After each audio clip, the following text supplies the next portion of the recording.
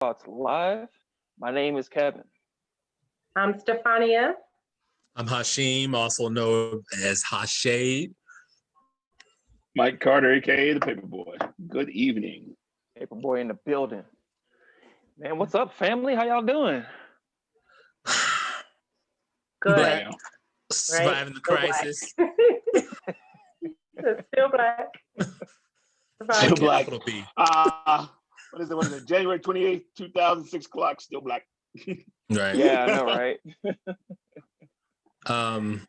I don't know. I don't really want to start us off on a somber note, but I definitely want to start us off with recognition for the loss of an American treasure, and specifically a loss of a Black treasure. The Miss Cicely Tyson has, I'm Black, transitioned. Passed on. Yeah, she has, at the age of 96. Wow. And what a beauty. Yes. What is it? Black don't crack. Look at, I mean, I know that's not the picture of her last days, but I saw one that was closer to her time before she left, and she looked amazing. Yeah. Sorely going to be missed. Definitely. And the reason I sent that text, I sent to our, we got another producer tonight, and I sent a text to the producer because I believe one of my favorite movies is Richard Pryor and Cicely Tyson and Bustin' Loose. Bustin' Loose. That's the movie. Talk about the movie a little bit. I don't know if a lot of and there's some homework for those of you that are tuning in on the movie Bustin' Loose. Yep. Richard Pryor and Cicely Tyson and Bustin' Loose. It's a movie where Richard Pryor gets to take a bunch of foster kids across the country. Where I think really Cicely Tyson's like I don't want to say her foster mom, but she's in charge of a bunch of kids, and it's Richard Pryor. It's Richard Pryor interacting with kids and real life issues. With real life issues, and it's one of those movies like, I can't believe my mom has let me watch this, but go on, Richard. Right, all of our parents, I think back then was like, watch it, go ahead. It's Richard Pryor. What could be? Right. You know those albums you won't let me listen to? Exactly. Well, now he's making movies. Right. And now talk about Cicely Tyson, though. Her range was so vast. That comedic timing that she had in that, and then to go to something like Sounder and I mean, that Sounder movie had me from the very beginning. I was gripped, and I was a young girl at the time when that came out, but I couldn't take my eyes off of her. Let's see that one. And she also played Harriet Tubman. Yes. The Woman Called Moses. Yes. Yep, that was an older one back in 1978. And then she came back on the scene a little bit with everyone's favorite Tyler Perry in his productions. And for the newer millennials, she was also in The Help. Yep, she was in The Help. She was Abelin's oldest maid. Yeah, no. Was she Abeline? She wasn't Abeline. Not Abeline.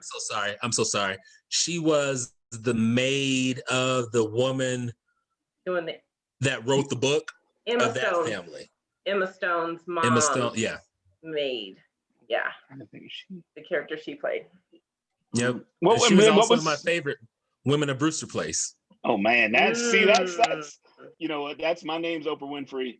I'm gonna make a freak. Everybody, we're making a movie. Let's go tomorrow. Yes, be here. Hey, anybody who wants to be in it, be here. You got talent. Let's go. For real. Yeah. Jack A was in Women's Place. Jack A. Jack A. Jack A. And it had Felicia Rashad was in it. Robin Givens. Yep. Lots of big. I mean, huge names. Lila Shawn probably. Oh my gosh, Greenleaf. Lynn Whitfield. Oh yeah. Oh, pretty. Yeah. Lynn Whitfield was in it. Yes. Man, what was her connection to? I always got it muddled. Was she Whitney Houston's godmother? What? Or am I getting them confused? Yeah. No, I think I'm not confused with Dionne Warwick. Right? Okay. Yeah, maybe you're right. Maybe you're right. Maybe you're right. I think Dion was a blood relative, but not to like the black gossip columns right here. Right. This is when we have to like worry about our black card. We don't know. Right. Okay. Easy. All right. Easy. All right. Uh-oh. That's Mark is behind the scenes. He should be typing the like Googling seriously us the trying to help chat. me. Help us look good. Who was? If you stay ready, you ain't gotta get ready. Who was it in the chat? He said no. Come on, help us out. Make us look good. All right, Jaden. I know, right? Make that call. We need that. Whitney Houston's godmama, and it's not. Anyway, I was about to make a horrible joke. Sorry. Yeah. It's somber. I'm sorry. Yep, and also she I have did a question. last movie I'll throw out on Cicely Tyson. Woman, she did the Jane Pittman story. Miss Yes. Jane Pittman. That was Miss, a good one yes. too. Miss Jane Yes. Pittman. Right. Man, a little deep dive on Cicely Tyson. I'm sure we're missing some stuff. I know we're missing some stuff. See how they used to do African American descendants of slaves as actresses for African Americans who were descendants of slaves? That was the 80s. When they let black people play black people.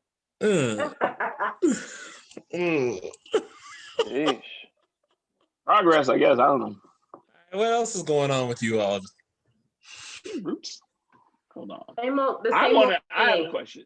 Go ahead. I have a question. And I've been sending this to the chat. Nobody wants to bite. I've been sending it over and over again. You know what? I'm gonna leave it alone. Oh, you can't do that. All right. So I'm listening to the Aurora City Council meeting last night, a couple of nights ago. Mm-hmm.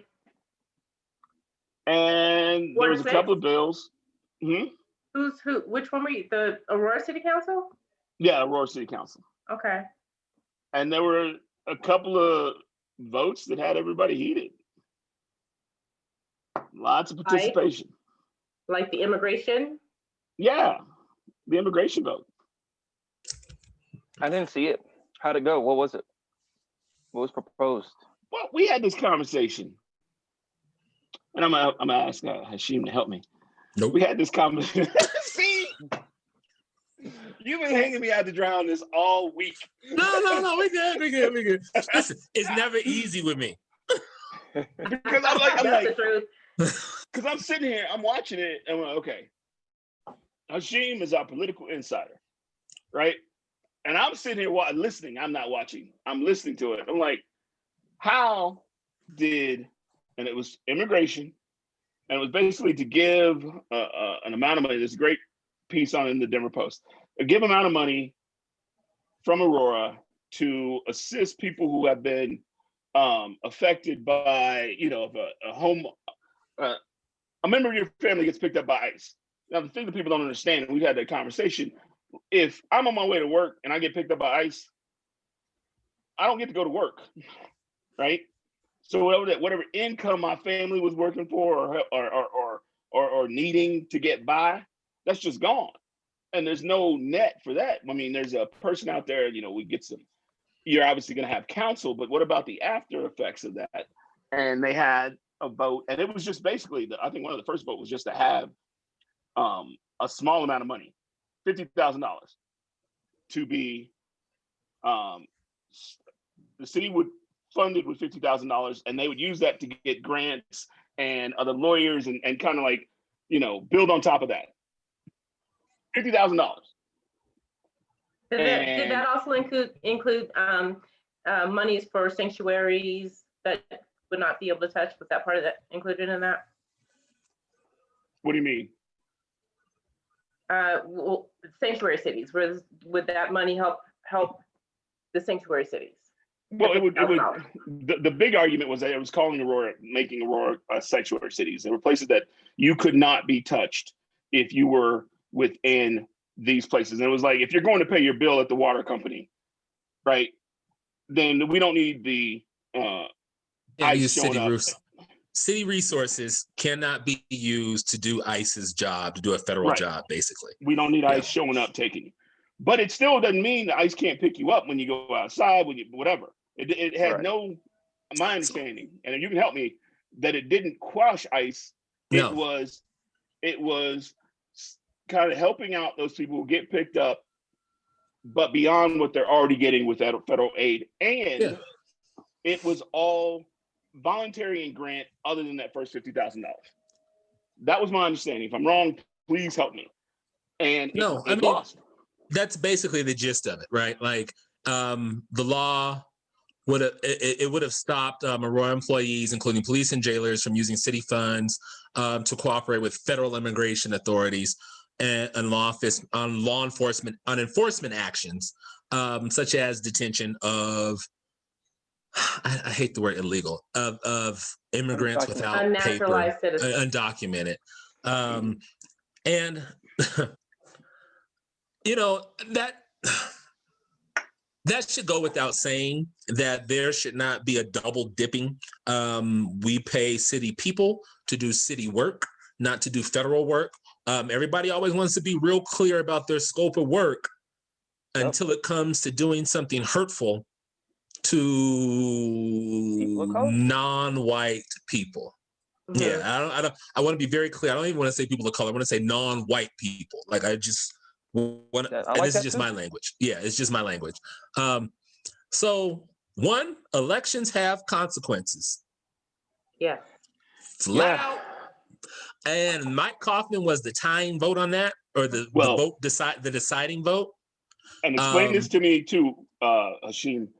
He was, but it appeared that he only votes when there was a tie. A tie. Right? Yep. 5-5.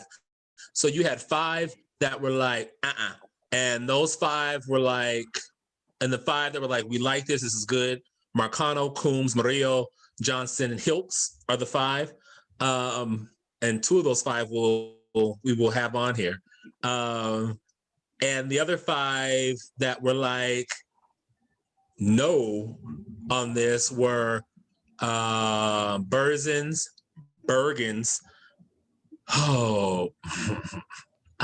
Gruber, I always call him Gruber, Gardner, and Lawson. And I believe that Marcus made the face on Lawson because Lawson is the only Black person, Angela Lawson's the only Black person on the Aurora City Council. Things that make you go, Yeah, I mean, things that make you go, It's a lesson for everybody's politics is not identity politics, right? Also, I'm not going to say why Councilwoman Lawson voted the way that she voted, but I would say based upon my opinion for how I know her, I don't know. I don't want to say that. Like, I mean, because I'm sure she gave some type of comment or whatever. I mean, it could have been a fiscal responsibility type of thing. Could have been a thing of like, listen, I'm not doing this because the structures should already be there. I don't know. It maybe even could be a thing. I bet y'all wish I voted for me for mayor pro tem now, huh? Oh, you know what? I think Marcus already said we've already had her on the show before. I'd love to know. I personally, because I have been trying to get Hashim to explain it to me, because I would love to know, because I did not understand it. Yeah, but here's the thing. Here's the kicker. Like, let's dig a little deeper. Let's get a shovel because our hands won't be enough on this dig. Remember when Omar Montgomery was running for mayor? Remember when there was some Ethiopian community members that jumped out and supported Mike Kaufman? Yeah. And this is like Ethiopian immigrants and naturalized Ethiopians and some U.S. born Ethiopians, like from that community, right? And they're always talking about the ties back home or whatever. Like, it gets really weird on politics, right? And we try to tell you, don't put that. I mean, we told you to get salad out the bowl. We didn't say the toilet bowl. That is not the salad we want, right? And folks keep trying to make chicken salad out of chicken mess, and it just won't happen. Well, I mean, there's a large contingent of conservative Black people that are directly, from Africa. That's not unknown, but I think they're a stronghold with Republican candidates. I believe they run on conservative family values, and also we ran into them a lot on the campaign trail when we were running for school board. I'm talking about increasing funding for schools and translation services, and I've had doors slammed in my face by people that are my same skin color, that were from the continent, from the motherland, saying, "So you want more translation services? We have 1,000 languages where I live, and none of us had translation services. You go and you learn." And it's like, I hear that, but also when we do standardized testing, if you've just moved to our country, from another country, what are you going to do to place yourself in the correct grade if you haven't learned the language yet? Right. That's really interesting. And Kevin is so nice. That's really interesting. Kevin is so nice because I'm sure they gave him that response not using proper grammar, and I would have eaten them up on not using proper grammar as like see how you're being hypocritical. See how this is broken right here. Yeah. But nonetheless, look, that was like a 20-minute conversation. When you're knocking doors, you want to be out of there in about 45 seconds. I went to war with them, with a few people about stuff, because I don't back down. Hashim, I run my mouth, man. But I dragged it out. Taste fool you. Yes, yeah, don't let the smooth taste fool you. Yeah, I run my mouth when there's no cameras recording. But yeah, I was not only surprised, it kind of hurt because he kind of was, I was remembering, being from Houston, we have a strong African population in Houston as well. A lot of Nigerians, a lot of Ethiopians out there. And as a delivery driver, I delivered to some African establishments. And I got treated like a junkyard dog by people that look like they could be my relatives. Mm-hmm. I mean, I don't know if we want to get into that. I don't know if we want to get into that. Hey, they put me there. But it's not the entire community, but I'm just going to say that it's people that look like me sometimes that treated me just like those people that go to those certain meetings in that building that we don't know what they're doing on the other side of town, Fellowship of the Eagle, I don't think they're clan related out here, but in Texas they are. Wow. Stuff like that. Wow. I don't know what the Fellowship of the Eagle is. I apologize. It was a front for the Ku Klux Klan in the South Houston area. We just call it the GOP up here for short. But yeah, I'm sitting there trying to make deliveries, and like, oh no, you can't go there. That's the Ku Klux Klan. So it's an open secret, But those people would smile on my face if I'm doing a business transaction with them, while other ones are just straight up in your face with it. So, you can't kinfolk ain't your kinfolk. Yep. Right. Sometimes that tunnel vision is just it's scary though. I mean, I get it, having a conservative view, and my guess is that I don't want to guess. Never mind. I think it's foolish. The conservative view leads you to vote against your own interest, local interest. And sometimes national.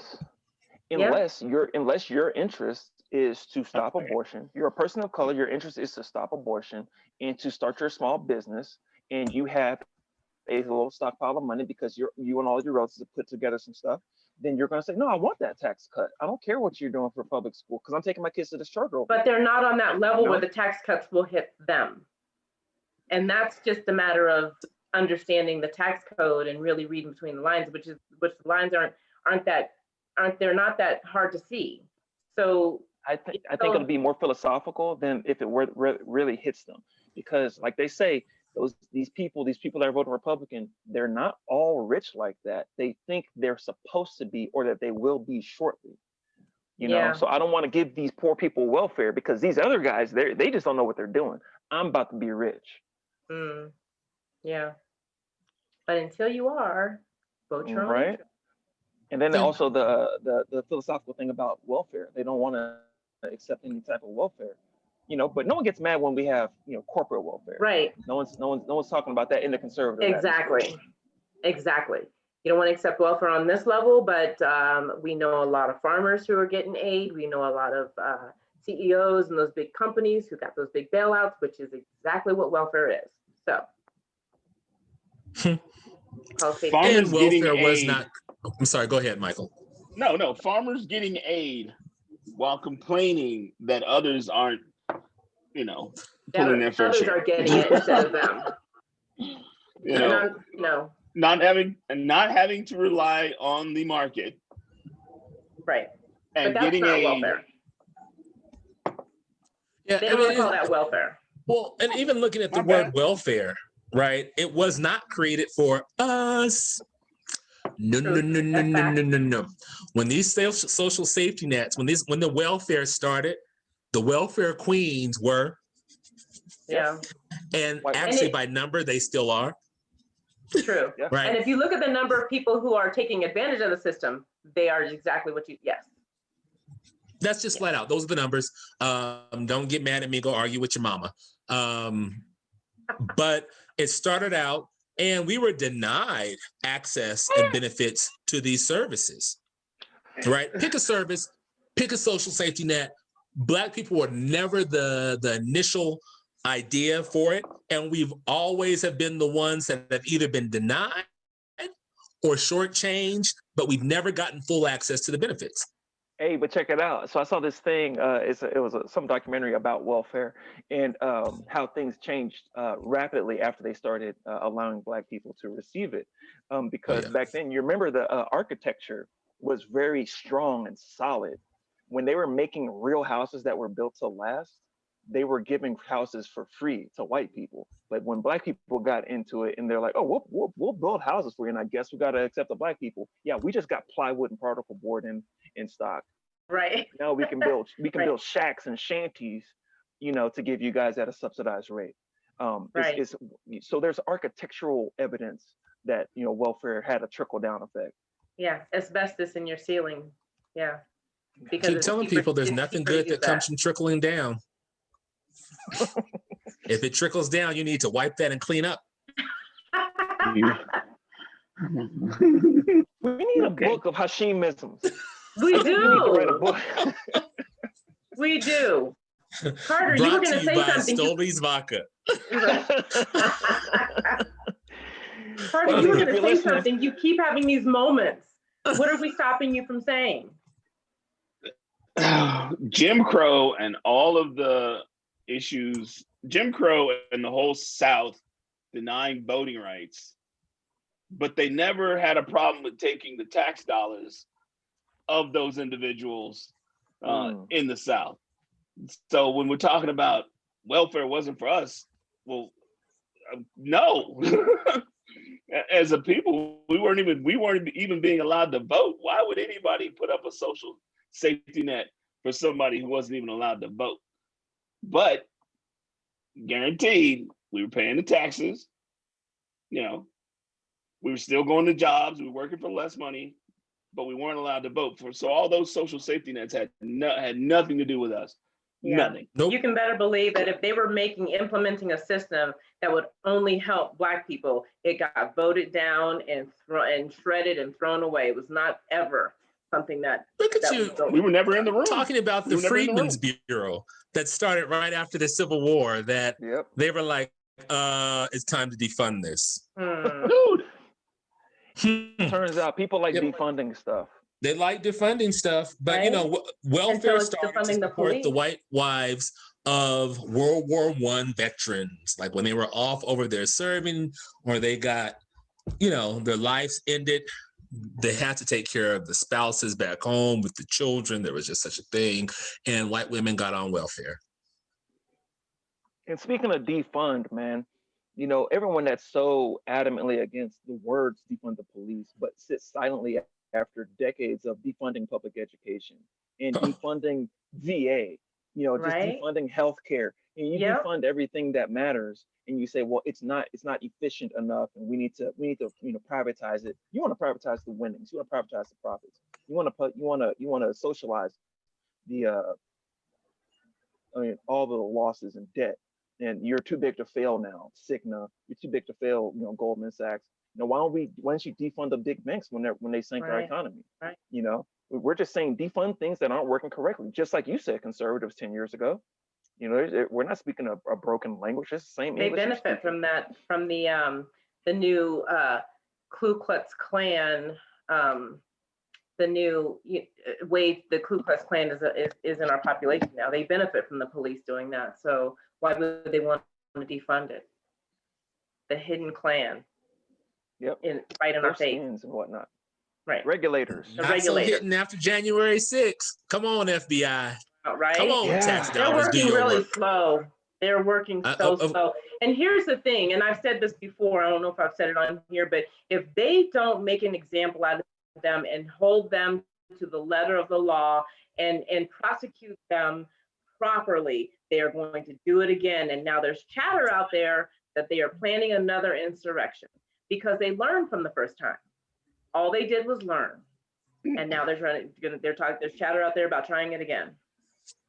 And yeah, go ahead, Mike. Go ahead. No, you might. You got to make an example out of them. What I'll say is, and we've had that conversation too, it was the Apple Dumpling Gang that showed up. The next one is going to be real. The next one is going to be people who know what they're doing. I got a simple not solution. Taking selfies. Simple solution is show up with the safety measures that you put forth when Black Lives Matter was showing up. That's right. That's right. And on the ones that are out there now, the first ones, show them that they are absolutely going to do every single day of those 30 years that should be put on them based on the letter of the law. Make them do every day. Make them an example that this government is not to be played with. I was going to say, it's a bad time to be an example, right? Yeah. It's a bad time. If Chuck Schumer and Joe Biden both recognize that they have to make bold movements right now to turn the page and make people believe in government again, if Chuck Schumer recognizes he has to do something bold, there's some stuff on roll downhill on you if you're trying to invade a Capitol building. Right. What about the two officers who have, I think another one had over the weekend or either the beginning of the week passed away, committed suicide. I mean, I know we'll never know the truth. But that's concerning, I guess would be the word. Because you have to be scared of what did they know, what did they see, who were they actually working with or for? But that's speculation. Yeah, it's not a speculation to ask, and that's a valid question. I mean, with the powers of the NSA, we can get a lot more answers than we have right now. Crack the sales. Investigate it. Look, those old senators, those old quote unquote senators who thought they were immune to, Donald Trump's nonsense and the words of his followers were scared bleepless when all of a sudden they got to see a part of the Senate chamber they had never seen before. When they started taking them out of that Senate chamber because the Secret Service, the Capitol Police could not hold the Senate chamber. Some of them got scared bleepless. I disagree with you. I don't think not a one of them on the Republican side were scared because they knew what was about to happen and they knew they were being ushered out and that and nothing was going to happen to them. That they were coming for two people. They were coming for the Democrats, Nancy Pelosi, and they had called for the vice president's head, but the rest of them knew that they were not coming for them. Tim Scott. Yes, and right. When you can pause to tweet, here's the thing: when you can pause to tweet the location of the Speaker of the House, you're not afraid. Yeah. You're not scared. I don't care what you're packing. Yeah, for the individual, there were some that weren't fearful, but we don't have all 400 some seats in the House, and we don't have all 100 seats in the Senate. There were some that was like, oh, this is what this looks like in real life. This is real cute to do on the internet and real cute to talk about. But when they start going off and when the gunshots fired, right? When you hear gunshots in the Capitol, you're like, yeah, this might not have been such a good idea for some. And then when all that mass hysteria happens, how do you differentiate who's who? I can't tell the white Republican from the white Democrats. Well, just take them all out. And the reason I say that is because Mitch McConnell, at the end, for at least a week, was saying the right things, as in, what the? Yeah, Now, see, now I'm on Stefania's side on this. Mitch, at least not Mitch. No, he's slicker than what the bird leaves on the limb. Yeah, he is a politician.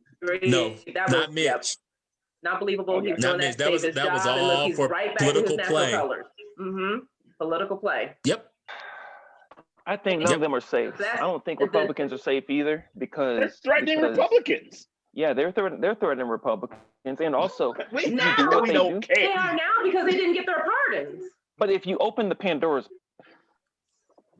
box, you are now beholden to those same people because you said that they can be lawless. If you let Boogaloo boys, Proud Boys, MAGA people run up in there with all their AR-15s, what happens when you actually vote your conscience again? Now you vote your conscience, Lindsey Graham. Well, okay. You that. And then when look, he made a strong transition over the last week. Lindsey Graham is slipperier than what Hashim described as bird droppings. He's slippy. He is, dude. He was McCain's right hand. Like him and McCain were like boys, and he flipped so fast on McCain to jump on Trump, it wasn't even funny. Word on the street, Lindsey's used to flipping over. All right, you know what? Go ahead. A little more than Lindsey stuff out. Game recognized game, stuff out. Lady Graham. But then you have people like Senator Josh Hawley, right. who this is who he is. His speech that he wrote in defense of Timothy McVeigh and the Oklahoma bombing, like this is who he is. And that some people are like, well, who's Timothy McVeigh? What's the Oklahoma bombing? Check it out. Check it out. Please check it out. Well, he's playing with fire. This is who's elected, right? And so we have, like something should be off limits, and that has to be how America functions. Like the Democrats have to use their backbone. They have to step up. They have to move forward hard-handed on this, right? Like I agree. If not now, then when? Like this when? This is and the next time might be too late. Yep. Okay. And I don't like the fear mongering about having a strong snapback to this, saying, oh, well, that's going to come back to haunt us later because they're going to tighten up, surveillance and securities on us. I don't like that because you don't say that when they're chasing down a black criminal down the street with 20 cop cars. No one says, hey, easy now. Black suspect. They're going to start doing that. No, but thank you, sir. Thank you, Hashim. Good Lord. No, but their mentality already is that we got to deal with this now, otherwise it's going to come back on them, which is why they become judge, jury, and executioner all on the same scene. So how do you explain that? I was going to talk about the honorable senator from West Virginia, and the honorable senator from Arizona, who have already indicated that they will not support. Honorable. I use it facetiously. Yes, you did. To get him started. Yes, you Here's did. the thing. Well, here's the question. Wow, that's horrible. But who did it first? What you mean? Who went nuclear first and destroyed the filibuster in the Senate? Can never answer a question without understanding causation. Okay. Well, first of all, say it out loud for the people that don't know. Oh, we're going to go down this road because Hashim knows I want to. So before we answer that question, I want y'all to think about what happened right after RBG died.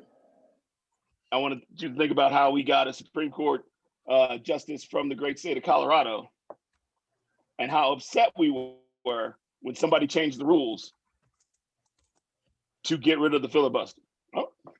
And we were the ones who did it. Why do we do it? All right. Okay. That's a really good question, Hashim. Why did we do it, Mike? We did because we weren't getting our judges. Harry Reid and Obama were like, the Senate will not allow me to do anything. Harry Reid goes, I have an idea. We just changed the actual function of the Senate and the rules to where we don't need a majority. We just need 51%. We need 50 people. We won't allow for a filibuster, and we got our judges. And also, Mike, since when did they not change the rules in the Senate? That was the first time. They're changing rules. They're changing them all the time. They're changing the rules. But that's the first time They got that. That was the first time we got rid of the filibuster, but the House has always changed the rules under Republican leadership.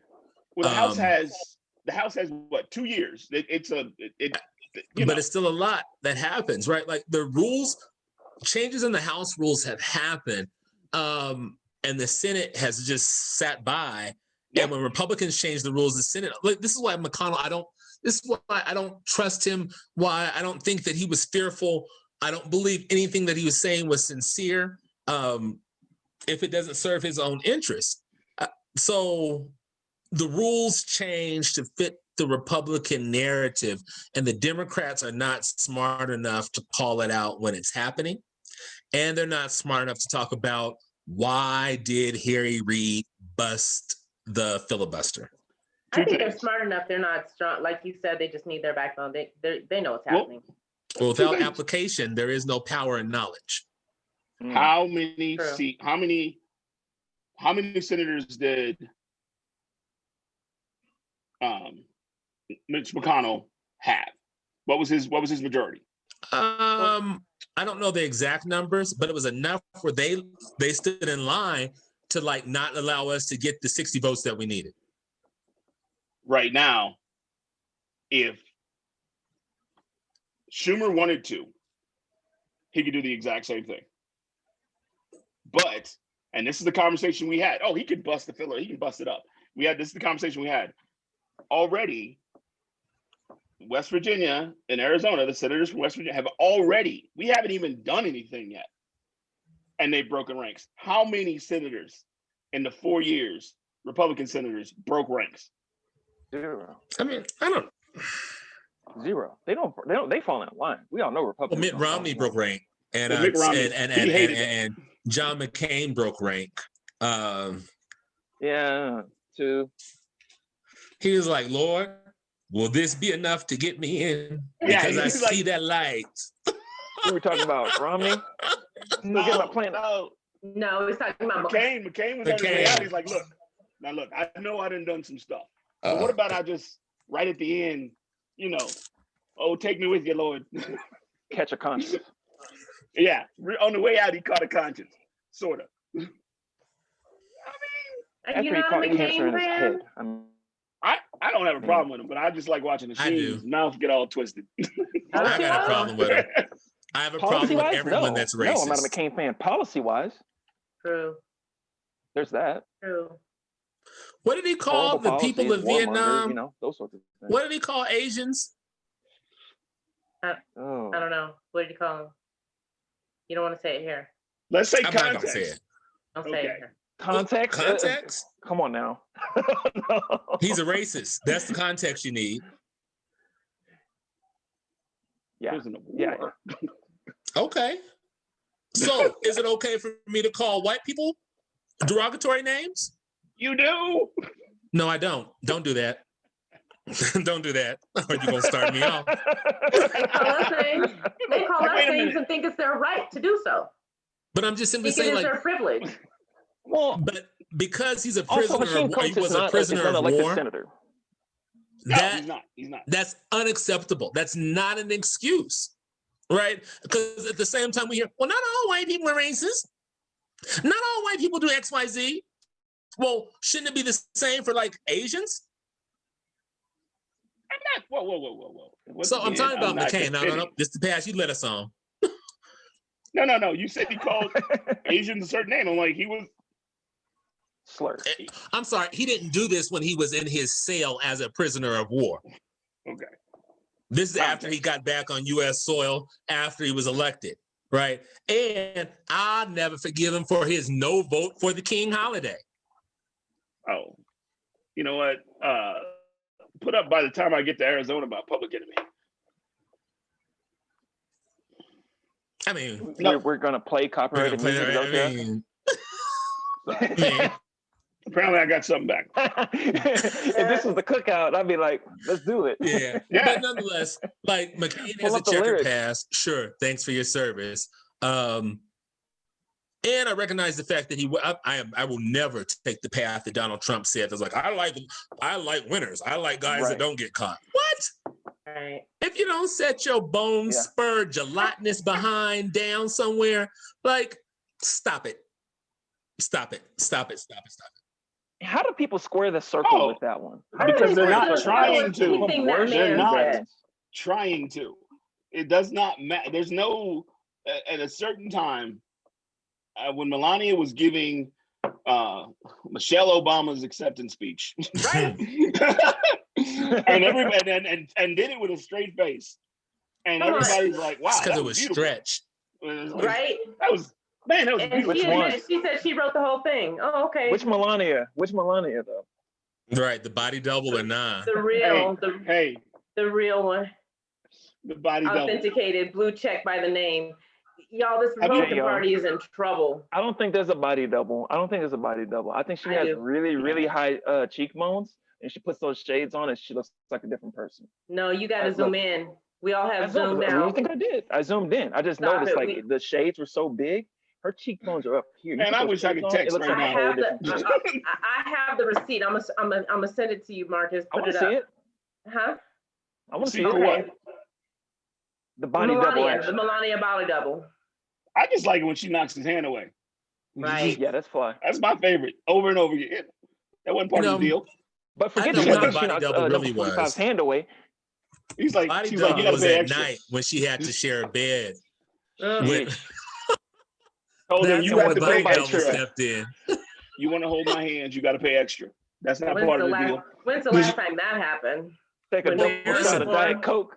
Well, listen, there was a delay of her coming from New York to Washington, and she was renegotiating her prenuptial agreement.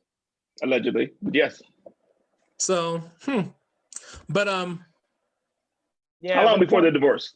So we put that up. Are we taking bets? Are we taking bets? What did y'all heard? I don't think they'll get divorced. I don't think they'll get divorced either, because you heard the private phone calls that she had with her homegirl to CNN that were leaked out. She believes everything that Trump was saying. Yeah, I mean they're together. She's not going to get divorced. I mean, he's too close to the spoonful of dirt. So there's no why would she divorce him? I think that let him get brought up on charges somewhere. She's gonna be like, I ain't never known him. I don't know him. I don't have nothing to do with his feelings. I don't think she'll get divorced because she's protected right now from having to testify, or he's protected from her having to testify against him. That's true. And because the marital clause. But enough of them. For me. Okay. I'm sick of them. But we're in Washington. Let's stay in Washington. The Biden executive orders. Okay. Have you guys heard what's going on with Biden? He's hitting the ground running. Go ahead. We'll have a conversation about this. You go ahead and go where you want to go, and then we'll have a little conversation. No. I just want to know, what are you guys' thoughts on it? As of now, there have been at least 22 executive orders that the Biden administration has done within a week's time frame. Yeah. Good, bad, indifferent. Paris Climate Accord liked it. Yeah. I believe he put in some didn't he reenact the protections for trans service members? Yes, he did. Oh, I don't even understand. He took away federal funding for privatized prisons. I love that one. Hold on, I like to say opinions. What's that? Go ahead, Mike. How many private federal prisons were still around was my question. I want to say about 11 or 14. Enough to take away their federal funding. And more than zero. Help. Right. I mean, how many people are incarcerated in one private prison? Because they keep their beds full. Well, it's a business. Let me tell you something. If they're worried about, if it's a matter of having heads in beds, then they ought to be real. They really is another reason why they should prosecute these people that did the insurrection on the Capitol. Put the heads in the beds. $720 a day per head. Let's get it. Right. If it's about principle.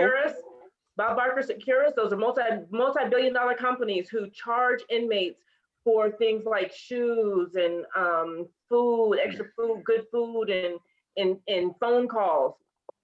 They'll pay. Somebody got to give them honey buns. So one of the executive orders, and I think it kind of relates in a way to Aurora, the executive order reversing immigration enforcement policies. Oh, that's already been sued. Is that the one that Texas already sued him? Yeah, whether they sued him or not, I'm saying it was an executive order that Biden is signed to reverse that, right? Well, it reverses Trump's executive order. right? Right. So I mean, yes, and that's So important that that it suit will be happens fruitless. because of the last 4 years, all this stuff has been going on. Well, here's what I'll say. When you govern by executive order,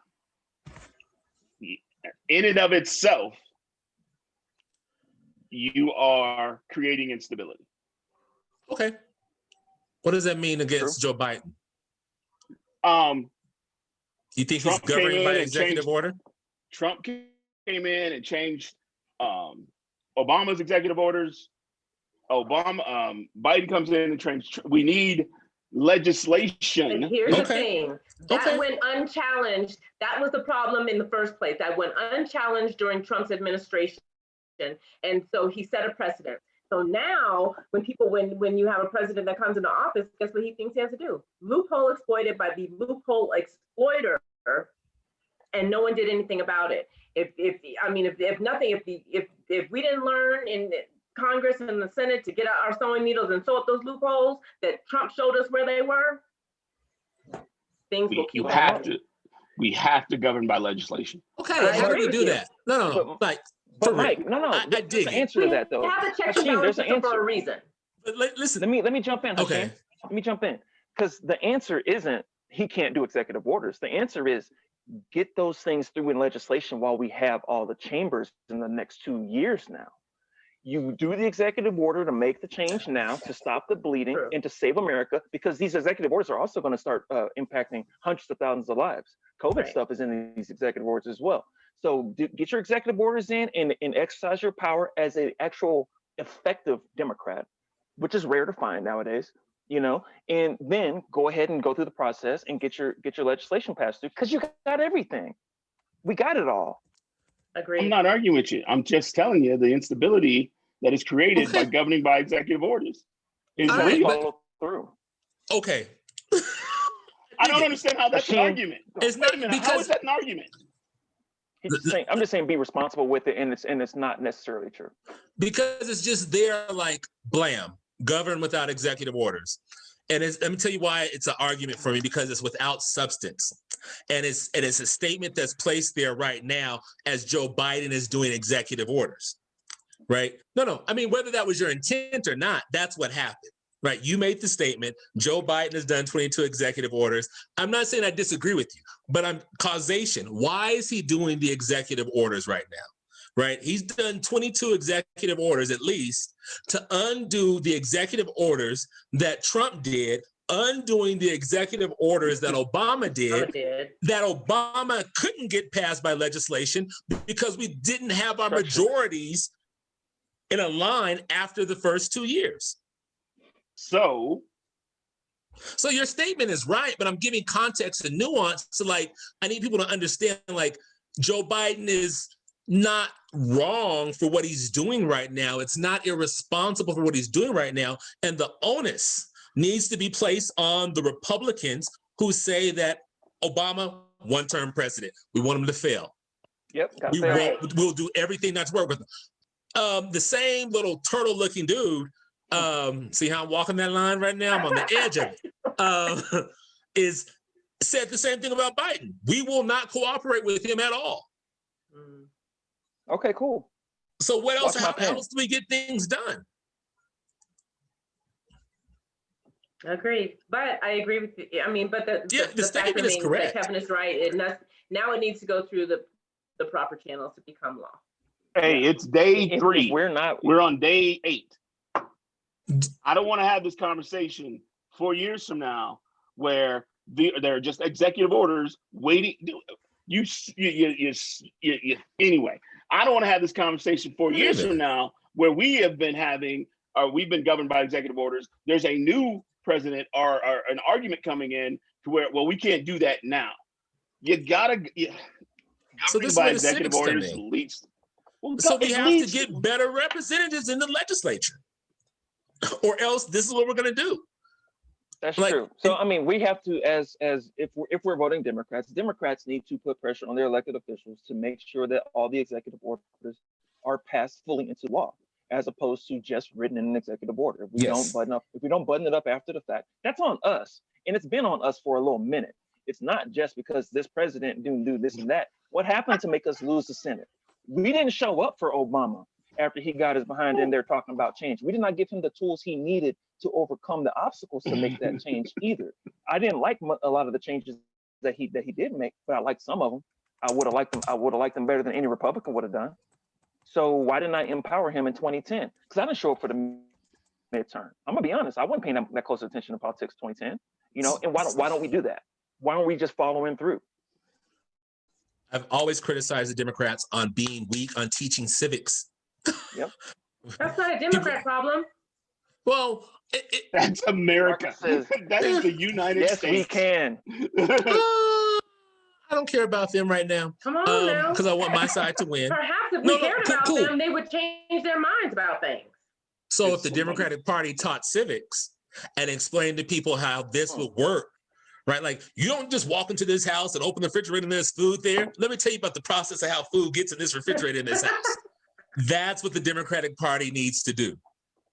Right. And I say us because we're the ones that touted our policy, our platform is better for the people. Well, show them why. Right now, that is a given. We've seen how this Republican Party has been acting. Only because you're smart. Yeah. Do you see this? Yep. 70 million people did not see this. Yeah. But also there's tons of disenfranchised or disillusioned, even Black people, especially in these super red states that just gave up. Of course they gave up. I mean, are you telling me? I don't know what that look is. You seem to be confused. I'm just hanging out, man. Me? You don't think they gave up? I'm just hanging out. Oh, okay, I'm just saying. I don't think. I know I've been. I don't think. Anyway, go ahead. Finish your thought. Go ahead. No, I think I was basically done. Go ahead. Give me the counterpoint if you got one. Hit me. Uh-oh. We're not a monolith. All right. No, we're not a monolith. We're also giving up, meaning there are Black people who live in red states who think that Republicans are crazy, but there are also Black people who live in red states who think Republicans aren't black. That's Stockholm syndrome. Crazy. That's Stockholm syndrome. Is that Melania? Zoom in. Doesn't look like her to me. That's not so here's why I think it is. You know what? Here's why I think it is. Here's why I think it is. In the shades, you can see those cheekbones way up there. Other people have cheekbones. To a forehead. I know, a lot of people do. That's the point of a body though. But what I'm saying is she doesn't look that different if the effect of the shades wasn't there. Well, it wouldn't be a good body double if she looked that different. True, but she wouldn't have been a supermodel. You can tell. Look at the lips. Supermodel. Look at those Stop lips. it. Whatever you want to call her. Look at the lips. That's porn star. Yeah, call it that. Call it what you want to call it. We have the receipt. We have the receipt. The heart wants what the heart wants. I don't know. That ain't the heart. I looked at these pictures. Well, I looked at these pictures. It's close to the heart. The heart's involved in the process. Look at the nose. Hey, the Mike, nose is not the same. Close to the heart. Down. I have to look at the nose. I have to look at the nose again. I think the lips. Give me a control photo. Give me a control photo for the nose. I think that nose is too rounded. That's what I think. I think the lips. Give me a control photo. Where's the control? Here's what I want to say. Sissy Houston was Whitney Houston's mom. Yes. I think that's why I was getting confused. Okay. Okay. That's again a blood. Well, but did you know who? Oh, yeah, that's it. Did you know who her godmother was? Wait, I know this. Did you look it up? Warwick. That was her aunt. It's Darlene Love. Confused with Dionne Warwick because apparently there was a fight. Darlene Love? Listen, Darlene Love. Dionne Warwick is related to Whitney through the daddy side. I think they're actual blood relatives. They're cousins. But they're not godmother. No. Thelma Houston is also Whitney Houston's cousin. God, there's so many. What was? Is she really? Yes. What was the group? Were they in a group? It was was it a gospel? Thelma Houston? Yeah. Didn't she sing with Tony Orlando and Dawn? Oh, she was on Give Me a Break. She on Give Me a Break? That was Nell Carter. No, Thelma Houston was on. Who was her best friend? That was Thelma Hopkins. on Yes. Give Me a Break? And I thought she Thelma- ran in 1984. Thelma Houston was on Family Ties. She has Are we little writing a boy song who's right the now? aunt. Okay, so That who's was in the Thelma Olympics in Hopkins as 1984? well We are on taking- Family Ties. We are taking all kinds of black cars today and shredding them. People need to learn their history. Come on I got now. mine, baby. Was, We was all she look alike. related? 1984. Who ran the Olympics in 1984? Oh my God. Carl All Lewis. right, man. Oh my All right. God. We are gonna revoke your black card. Stop it. You're gonna have to earn this back. Mhm. I get the big piece of chicken, all ribs, and as much peach cobbler as I want. Right? He's Oh, you talking guys about wanna know what? collard greens and ribs. Stop it. Since y'all taking my card, I'm gonna tell y'all what I cooked the other day. You know what I No, cooked? we don't want to hear it. I But bet it's you there seasoned. wasn't no seasoning in it. No, you didn't. Right? Was it Get seasoned? him, Mike. You get your Mike, black get card him. back. Don't let him do you like because that. I'm not gonna lash out. I'm not gonna lash out. But I tell you, you ain't getting a plate. Okay, I love you, Carter. I love you, Carter. I know you can throw down. Tell us what it Hold on was. a second, Cooked Stefania. Because I cooked pig feet overnight, man. what that means is that we get a plate by default, right? Oh, by all means, take all of it. He said Not pig those, feet. man. So where are the yeah, I'm plates? not doing pig feet. No, I cook See? those for myself. This Do is in you really church do when they pig say feet? man's I rejection tried. is God's protection. What's in that cup, Mike? Hold on now. So you All eat I'm pig saying feet. is, Love. just because you cooked it doesn't mean they let you bring it to the cookout. You know what I'm saying? We have Okay. a cookout. Can we say Anyway. Karen? Okay, Karen? Okay. Anything. All I'm saying is, Okay. okay, wait a minute. So who was in Give Me a Break? Give me now Carter and Thelma Hopkins. Yes. All right. Okay. Okay. Then Thelma Houston. Family Matters, right? No, Thelma that was Hopkins still. No, that was Thelma See, Hopkins. it ain't just me. All right. No, I had to So think who- about it because I'm like, oh wait. What that you was did the was you contaminated Stefania. See, this is I'm contagious. sorry. I'm sorry, somebody. I'm sorry. I took you down the path. I'm sorry. I could keep my black card. 'Cause Uh-huh. but sorry. I don't need pig's feet. I ain't doing that. Is there a Pickles there are a no black other version way. of QAnon? Is there a black QAnon? Ah, Because we can get no, something but there's started black here. people in QAnon. The Hotep There's stuff. money in QAnon though. But- No. The sovereign So- citizen. That's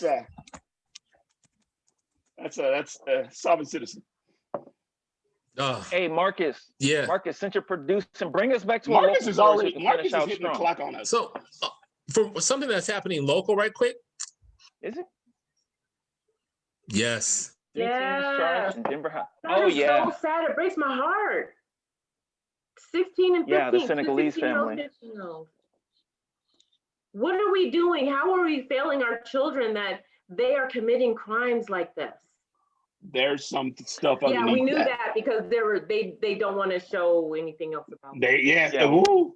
What are we doing? We're breeding a hate-filled country that's politically There's- charged and completely divided. Did they? There's But some they, stuff but, underneath that. but they're refusing to define this as a hate crime. Right. There's And more that- going on. That is what chaps my hide. Here, these three teens, these three children left Jefferson County, right? And if you know the geographics of Colorado, Jefferson County is south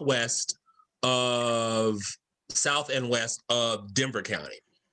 They left their home in Jeffco County to travel up to the northeastern part of Denver County, Where they knew they would find. where they chose a house of African immigrants Mhm. and set a fire. Help me understand how this is random. Yeah. Like, help me understand how this is not biasly, racially motivated. Right. Right? Like, I just don't get that. But I encourage everyone watching right now to reach out to the Denver District Attorney's Office, Beth McCann. And some people say maybe you shouldn't or whatever. I don't know. But I definitely feel that she needs to know that we are watching and that this needs to be prosecuted, right? Like, and Properly. it's sad because they are children, but where did they learn this from? What was that Right. home Oh. structure like? Are there But- parents in the home? Are the parents Well- responsible? But here's Let what I me say to throw it. that. Go ahead. They never ask that question when it's a black defendant. So why do we care? Well, When no, it's a- because it's a broken home when it's black. No. I agree. I agree with the first part of Hashim that what the parents, but I believe also that just based on the environment we live in, they cannot hold themselves in, and the parents are going to pop up. They're going to pop up, and one one dad had stated that he was not aware of his son's actions. I don't know what that home life is like, if the mom had custody or what, but so they've already started popping up. Run them cell phones. Where are the fathers?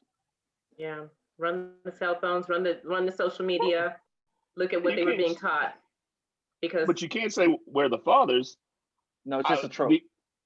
Right, but I'm saying, as in, they're the ones teaching them how to go set an arson.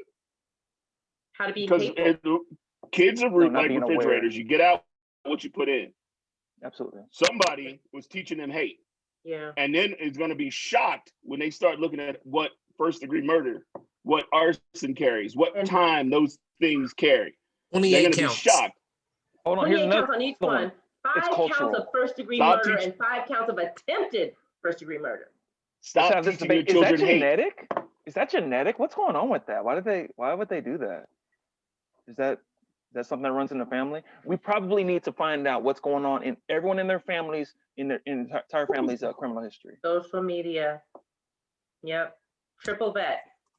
Just like they did the police officers. Yep. I don't know. I mean, Black people end up dead, and we get our autopsy gets prosecuted. They'll prosecute our death certificate. Right. Just stop teaching hate. I don't know.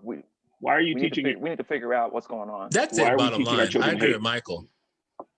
And that Mark, if we could find something saying what we just saw, I'd love to see that, because that throws another monkey wrench into it that I just, like I said, I don't understand.